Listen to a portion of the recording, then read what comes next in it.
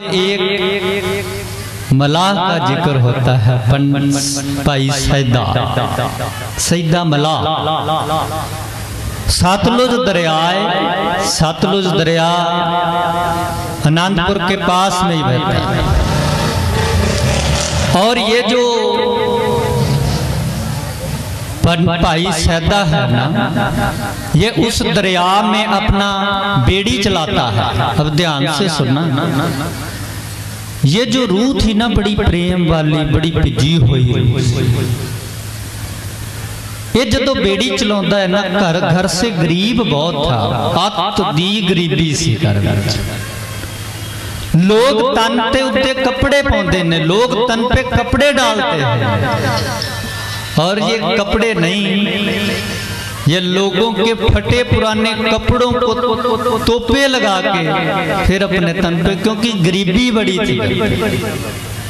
जो पैरों में चप्पल डाली थी पता नहीं कब की ली होगी। अब देखो गुरु गोबिंद सिंह महाराज जी कितनी रहमतें करते हैं। इतनी गरीबी थी, जो सुबह से लेके शाम तक कमाता था वो लेके जाता था, फिर घर में प्रसादा पानी तैयार होता। संगत इधर से संगत जो गुरु के दर्शन करने आती थी सतलुज दरिया के उस पार की, उन्होंने बेड़ी में बैठ के, नाव में बैठ के ये बातें किया करने के गुरु गोबिंद सिंह महाराज जी गरीब नवाज, वो गरीबों को गले से लगाते हैं, वो गरीबों से प्रेम करते हैं। और पंडित जो भाई सैदा जी है वो सोचते हैं कि मेरे जैसे गरीब को भी कोई रहबर गले में लगाएगा। यहाँ तो नफरतें करते हैं लोग, जो अपने आप को रहबर अखवाते हैं वो नफरतें करते हैं। कोई ऐसा भी धरती पे है जो हम जैसे गरीबों को गले लगाए? संगत ऐसे दर्शन करने आती है और बाणी पढ़ती है। एक दिन संगत बैठी है नाव में और वो कुछ पंक्तियों को मुख से उच्चारती है। क्या पंक्तियां थी वो? हाँ तुमरी करो नित्यास, प्रभ मोहे का बुगल लावहेंगे। हाँ तुमरी करो नित्यास, प्रभ मोहे का बुगल लावहेंगे। ये पंक्ति को बार बार संगत पढ़ती है, बार बार पढ़ती है। सैदा जब थोड़ी सी बेड़ी नाव आगे बढ़ी तो संगतों को कहता है कि मुझे बताओ ये किसका शब्द पढ़ रहे हो, इसका मतलब क्या? संगत ने कहा ये उसी हृदय का, उसी ज्योत का शब्द है जिससे मिलके आ रहा है। अच्छा, वो कहता है शब्द में एक कशिश है जो खींचती है। इसके अर्थ क्या है? वो कहते हैं इसके अर्थ है कि मैं आस करता हूं, एक इच्छा है कि मालिक जी वो कौन सा दिन है जिस दिन तुम मुझे गले लगाओ। वो कौन सा दिन होगा जिस दिन आप मुझे अपने गले से लगा लोगे? पंडित सैदा फिर सुन्न हो गया, चुप हो गया। कहता है संगत को पढ़ो। अब संगत फिर पढ़ने लगी, ये ध्यान से सुनता रहा जब तक संगत पार लगी। इसने शब्द याद किया। अब जितनी देर बेड़ी वो नाव चलाता है ये इसी शब्द को पढ़ता है। हाँ तुमरी करो नित्यास, भिजा होया से अंदर से भीगा हुआ। जब भीगा हुआ रूह जब पड़ेगी बाणी तो कितना आनंद आता हो।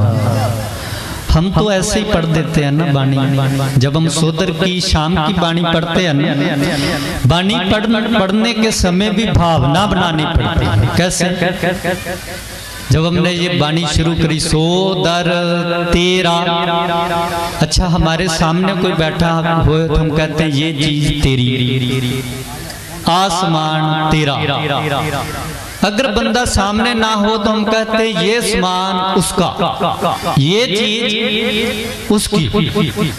यहाँ पे कैसी भावना होनी चाहिए, अब सोचो कैसी भावना बनानी पड़ेगी। सो दर तेरा, अब किसी को तो मानना पड़े, तेरा किसे कह रहे हैं? गुरा, आवाज मारी ना गुरा। किसी को बच्चे को आवाज मारते हैं ना नाम लेके, अगर वो सामने है तो आवाज मारेंगे, अगर सामने नहीं है तो फिर कैसे आवाज मारेंगे? कैसी भावना बानी, ऐसे आवाज मारनी है गुरा एक देव जाइए, आनंद आएगा ना बने पढ़ने। ਜਦੋਂ इदा सो दर ओ दर तेरा कहा, सो घर कहा, जित वह सर्व संभाले। गुरु ना गल्लां करनियां, मैं रात भी गल की, गुरु से तो बातें करना, बानी पढ़नी है गुरु से बातें करने के लिए, गुरु दे नाल गल्लां करन लई बानी पढ़नी कि गुरु ना साडियां गल्लां हो सकन ते भावना बनाउणी पैणी। हुण भाई जेड़ा सैदा है ना, जो भाई सैदा है वो ये पंक्ति बार बार पढ़ता है, हाँ तुमरी करो नित आस प्रभु। आवाज मारता है ना सैदा बार बार, प्रभु मोहे कब गल लावेंगे। ये आवाज गुरु गोबिंद सिंह महाराज जी तक सतलुज तो ही पहुंची जा रही है। अंदरों तो भिजा होया सी ना पहले से भी गाऊ। गुरु गोबिंद सिंह महाराज तो हृदय में थे, आवाज दूर थोड़ी मारनी, वो तो अंदर ही है, बस हमारी निगाह नहीं है देखने वाली। आप ये शब्द पढ़ते हैं ना, गुर मेरा संग सदा है। और गुरु तो साथ है, संग है, फिर देखने सो महीने है, देखने की जिम्मेदारी वो दिखता भी है, उसको गले लगाना हो वो गले भी लगाता है। किसी ने सवाल कर दिया गुरु को, भाई ये कैसे? वो कहता रोला टंडा अंधला क्यों गल लगे ताए। कैसे गले लगेंगे? हमारे पास तो जो उसका नक्शा बताते हैं वो नक्शा तो हमारे पास नहीं है। वैसे हमारे पास पैर नहीं है, वैसे हाथ नहीं है, वैसी आंखें नहीं है। गुरु साहब जी कहते हैं कि अगर उससे मिलना हो तो भय के चरण कर भाव के लोयन सुरत करे।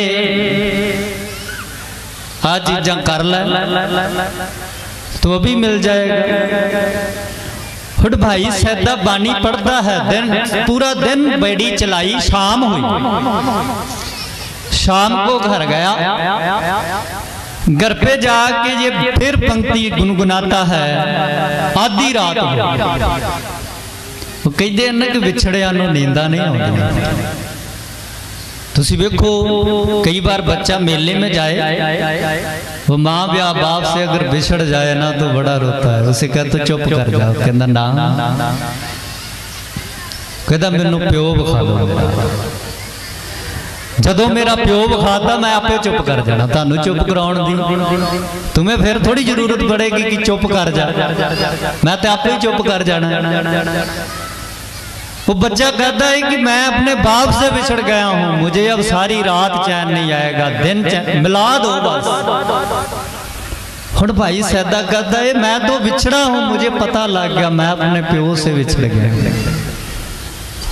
आधी रात हो गई, शरीर का ये लोड है नींद, अचानक नींद आ गई। सुबह पत्नी ने आके उठाया, उठ दिन चढ़ गया, जे कुछ कमा के लैके आएगा ता ही सानू खवाएगा, जा जाके बेड़ी चला। अखा लाल ने क्योंकि रात सुता नहीं, उसे तरीके ना उठ के फिर बेड़ी विच चला गया। वहां जो साथ के मलाह है ना, ध्यान से सुनना, वो मलाह पूछते हैं, मलाह ने सवाल किया भाई सैदे को, भाई सैदे अखा लाल ने तेरियां ठीक नहीं लगता। वो कहता बिल्कुल ठीक है।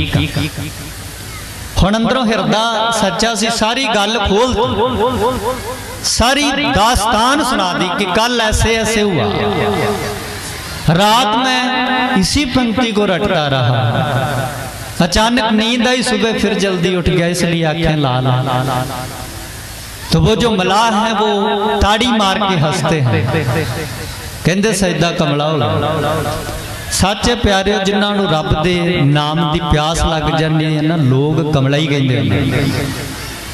ये शुदाई लोग कहें कबीर बोराना, लोग कहते कि कबीर कमला हो गया, पर पता नहीं ना कमला नहीं हो गया है।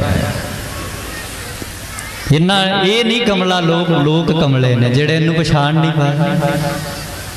हुण वेखियो जदों सईदे ने इन्नी गल इतनी सी बात अपनी सुनाई ना मला अपने साथियों को, ताड़ी मार के हंसे सईदा कमला हो गया। वो कहंदा मैं कमला नहीं होया। वो कहंदे तू कमला हो गया, तेनू पता नहीं जिस गुरु दी तू बात करदा है, गल करदा है जिस गुरु दी, वो गुरु सिंहासनों का मालिक है। उस गुरु के सिख है ना जो, वो घोड़ों के शाह सवार है, चंदन की चौकी पे गुरु का सिंहासन है, प्रसादी हाथी चौर कर दे गुरु ने। चबर छतर तखत दे मालिक ने हो। हुण सोचो जो इन्नी गल कही जांदा, अच्छा आंदा मैं सुनिया है कि गरीब नवाज है। मन अंदरों थोड़ा जा दुखी होया, बेड़ी नू चप्पू दिता ते सतलुज दरिया दे विचकार लाया। फिर वही कहंदा मालका हुण जो मर्जी हो जाए, मैनू गल ना ला लै, हुण ते अखीर हो गया। कहंदे अज फिर गुरु गोबिंद सिंह महाराज जी सिखां दे नाल घोड़े ते असवार हो के आज सतलुज दरिया के किनारे पे आए और आके आवाज दी सईदा। सईदे ने अखा बीटिया ने तो पंक्ति पढ़ रहा है, मौज विच भिज्या होया है, कन दे विच आवाज पई, पर सोचता है कि मुझे इतने प्रेम से कौन बुलाएगा। इतने प्रेम से तो कभी मुझे मेरी पत्नी ने नहीं बुलाया, बच्चों ने नहीं बुलाया। गरीबी होवे ना घर विच तो बंदा बड़िया गल्लां तो मजबूर हुंदा है। हुण जदों इन्नी मिठी वो भी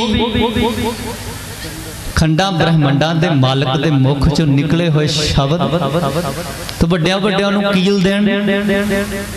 हुण जदों इन्नी गल सुनी ना, कन्ना ते भरोसा नहीं होया, फिर सोचदा है कि रात दा नींदरा है, भुलेखा लग्या होया। दूसरे जेड़े मलाह ने वो हैरान हो गए। फिर आवाज मारी मालिक जी ने, सईदिया सानू सद के आप विचकार जा खड़ा,